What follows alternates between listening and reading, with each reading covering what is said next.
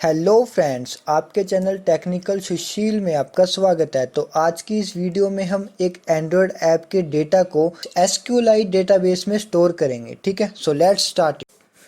तो फ्रेंड्स, इस वीडियो में क्या करना है कि हमको डेटा इंसर्ट करवाना है। ठीक है, हमने डेटाबेस बना लिया था, टेबल नेम बना लिया था और मैंने आपको शो भी करवा दिया था बना के। अब हमने क्या करना है कि हमने अपने डेटाबेस के टेबल में अपने वैल्यूज़ को इंसर्ट करवाना है। ठीक है, और इंसर्ट करवाने के लिए सबसे पहले हमने जाना है और एक मेथड क्रिएट करना है।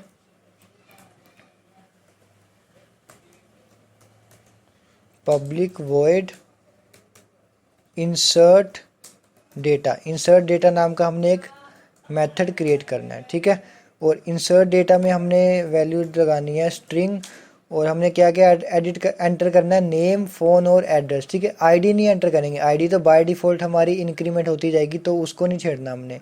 हमने एंटर करवाना है नेम, फ़ोन और एड्रेस। ठीक है, तो स्ट्रिंग में हम पहले लेंगे नेम। तो फ़ोन के लिए मैंने दे दिया इंटीजर फ़ोन और स्ट्रिंग एड्रेस। ठीक है, तो ये वैल्यूज़ मैंने दे दी। तो अब सबसे पहले हमने क्या करना है कि ये जो लाइन है मैंने यहाँ पे लगाई थी ना, इसको मैंने उठा के यहाँ पे पेस्ट कर देनी है। ठीक है, वहाँ से हमने हटा देनी है इस वैल्यू को। ठीक है, क्या था कि गेट राइटेबल डेटाबेस की हमको जो बना हुआ राइट जो डेटाबेस है वो हमको शो होना है। ठीक है, तो अब हम इसमें एक बनाएंगे कंटेंट वैल्यूज़ किसके लिए होएगा कि हमें हमारा जो कंटेंट है उसके अंदर हमने वैल्यूज़ प्रोवाइड करनी है। ठीक है, तो मतलब कि जैसे हमने टेबल में हमारे फील्ड है उसके अंदर हमने वैल्यूज़ एंटर करनी है, तो इसके लिए हमने कंटेंट वैल्यूज़ का यूज़ किया है।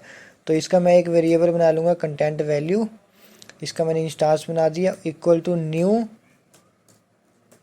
Content values. ठीक है, अब इसके इंस्टांस में हम डेटाज को स्टोर करेंगे, तो कंटेंट वैल्यू डॉट पुट। अब पुट लगा के हमने क्या करना है कि कंटेंट वैल्यू में हमने डेटा को स्टोर करना है। ठीक है, अब फर्स्ट में हमने क्या करना है, कॉलम 2। ठीक है, मतलब कि आईडी को छोड़ दिया, अब हमने नेम, फ़ोन और एड्रेस डालना है। तो कॉलम 1 नहीं करना, हमने कॉलम 2, कॉलम 3 और कॉलम 4 में डेटा को एंटर करना है। ठीक है, तो कॉलम 2 देखते हैं पहले। तो मैंने यहाँ पे लगाया कॉलम 2 कोमा, और यहाँ पे मैं डालूँगा नेम। ठीक है, मतलब कि कॉलम 2 में हमारा नेम आ जाएगा। उसके बाद कॉलम 3 में हमारा आ जाएगा फ़ोन। ठीक है, उसके बाद आएगा कॉलम 4, और कॉलम 4 में हमारा आ जाएगा एड्रेस। ठीक है, तो ऐसे हमने डेटा को एंटर कराना है कि कॉलम 2 में हमने नेम डाल देना है, कॉलम 3 में फ़ोन, मतलब कि कॉलम 1 को नहीं छेड़ना, कॉलम 1 में आईडी है। तो यहाँ पे हम अपना वैल्यूज़ एंटर करवा रहे हैं। ठीक है, अब कॉलम 4 हो गया कंप्लीट। अब लास्ट में हमने क्या करना है कि db डॉट इंसर्ट। ठीक है, अब इसके अंदर हम 3 आर्गुमेंट को कॉल करेंगे। तो फर्स्ट है टेबल नेम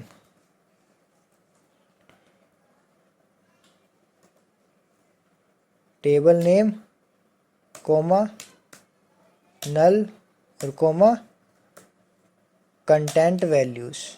ठीक है, हो गया। अब देखो क्या करना है कि हमने इसको चेक करना है कि इसके अंदर डेटा जा रहा है या नहीं जा रहा। ठीक है, इसको रिटर्न करवाने के लिए हमने क्या करेंगे, यहाँ पे एक लॉन्ग डेटा टाइप लेंगे, और उसको मैंने दे दिया नाम, वेरिएबल दे दिया RES रिज़ल्ट। ठीक है, तो अब यहाँ पे मैं एक इफ़ कंडीशन लगाऊंगा कि इफ़ जो मैंने वेरिएबल दिया था रिज़ल्ट इक्वल टू 0, मतलब कि अगर रिज़ल्ट में वैल्यू नहीं आई है, ठीक है, तो हम यहाँ पे क्या रिटर्न करेंगे, फॉल्स।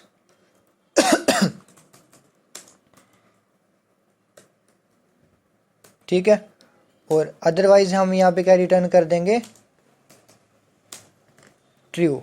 हमने यहाँ पे 0 नहीं देना, 0 तो इंडेक्स का हो गया ना, मतलब कि हमारी इंडेक्स के अकॉर्डिंग वैल्यू स्टोर होती है। ठीक है, तो मतलब कि जैसे आईडी है, ये इंडेक्स नंबर 0 पे जाएगी, नेम आएगा इंडेक्स 1 पे, फ़ोन आएगा इंडेक्स 2 पे, एड्रेस आएगा इंडेक्स 3 पे, ठीक है। तो 0 से स्टार्ट हो रही है, तो हमने यहाँ पे देना है -1। -1 दे दिया, मतलब कि अगर -1 पे वैल्यूज़ नहीं, अगर हमारा रिजल्ट -1 पे आ रहा है, मतलब कि 0 तक तो हमारी 0 से वैल्यू स्टार्ट होती है ना इंडेक्स में, ठीक है। तो 0 इंडेक्स से स्टार्ट होती है, तो मतलब कि -1 पे तो कुछ नहीं होएगा। तो मतलब कि अगर रिजल्ट हमारा -1 है तो रिटर्न कर देगा फॉल्स, और एल्स में क्या आएगा, ट्रू, ठीक है। तो हमने एल्स में रिटर्न कर दिया ट्रू, ठीक है। अब हमने रिटर्न फॉल्स कर दिया, अदरवाइज हमारे रिटर्न ट्रू हो जाएगा, ठीक है। अब क्या करना है हमने, अब हम जाएंगे मेन एक्टिविटी में हमारी, ठीक है।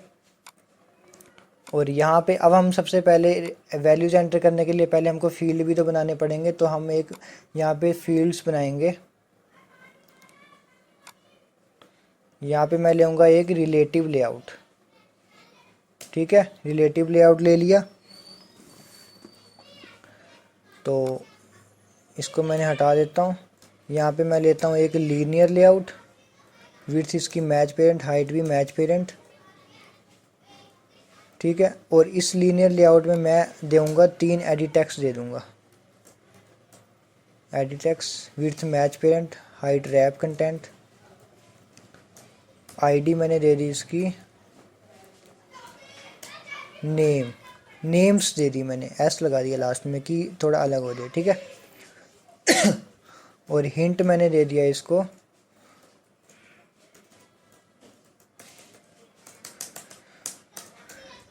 एंटर नेम, ठीक है। और इसको थोड़ी पैडिंग दे देता हूँ मैं 10 dp, ठीक है। अब ऐसे एडिट टेक्स्ट में 3 बनाने, मैंने दूसरा बना दिया और एक तीसरा बना दिया। अब इस पे मैं दूंगा फ़ोन, ठीक है। और इसको मैंने दे दिया एड्रेस,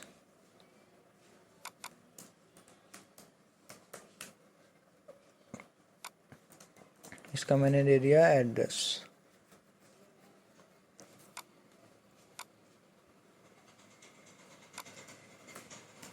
इसकी ओरिएंटेशन मैंने कर दी वर्टिकल, ठीक है। अब लास्ट में मैं एक बनाऊंगा इसका बटन,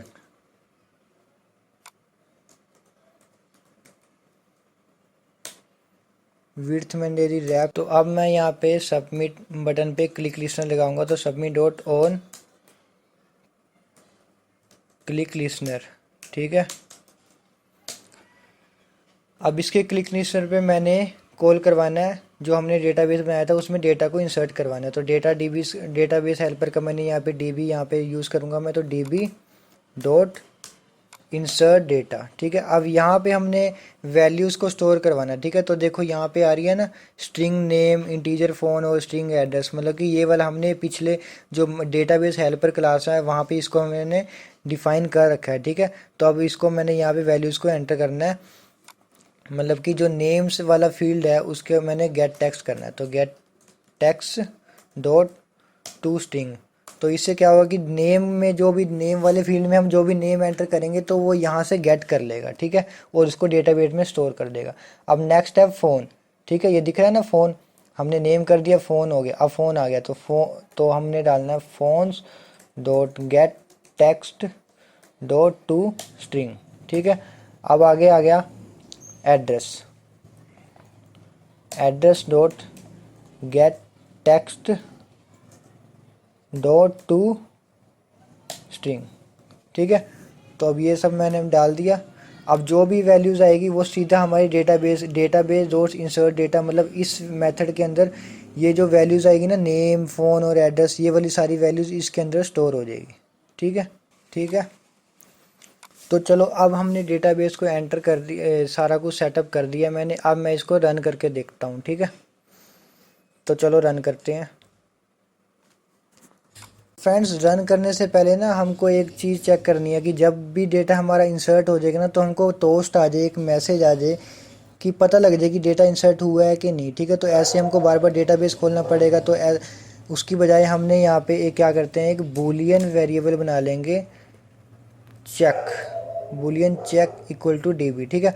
अब यहाँ पे मैं कंडीशन लगा देता हूँ कि जब भी अगर हमारा डेटा अगर ये डेटा हमारा इंसर्ट हो गया डेटाबेस में एंटर हो गया तो हमको टोस्ट आ जाएगा कि डेटा इंसर्टेड है, अदरवाइज हमको एरर मैसेज आ जाएगा। ठीक है, तो मैंने इफ़ कंडीशन में मैंने लगा दिया if check equal to zero. ठीक है, तो यहाँ पे मैं टोस्ट दिखा दूंगा।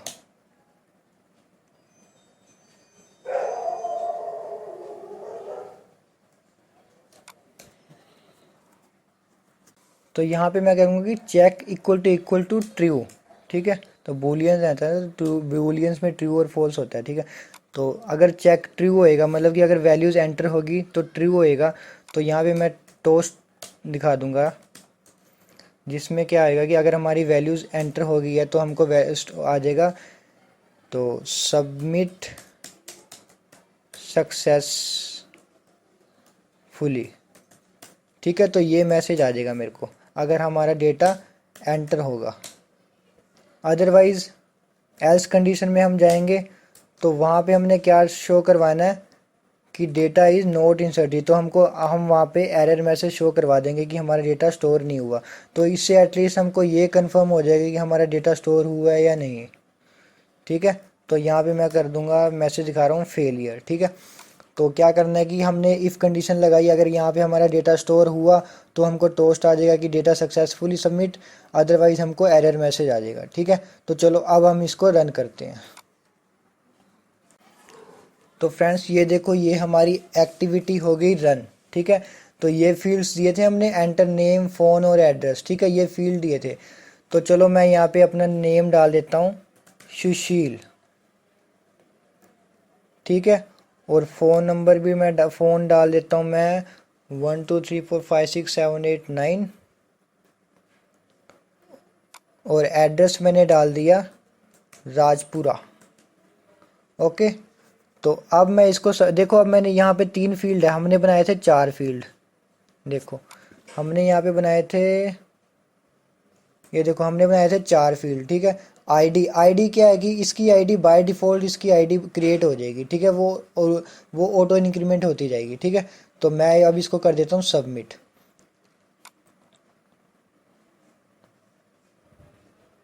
तो देखो फ्रेंड्स सबमिट सक्सेसफुली हमको टोस्ट आ गया।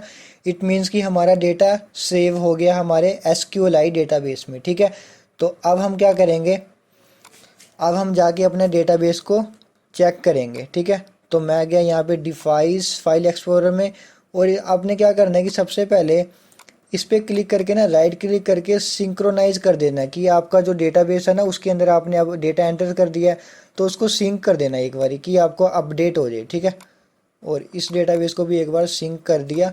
अब मैं इसको खोलूँगा। ठीक है, अब देखो ये है हमारा डेटाबेस। ठीक है, इसके अंदर हमारा डेटाबेस सेव हो गया, तो मैं इसको सेव एज कर दूंगा। तो मैं इसको डेस्कटॉप पे रख देता हूँ। ठीक है, पहले वाले से मैंने रिप्लेस कर दिया।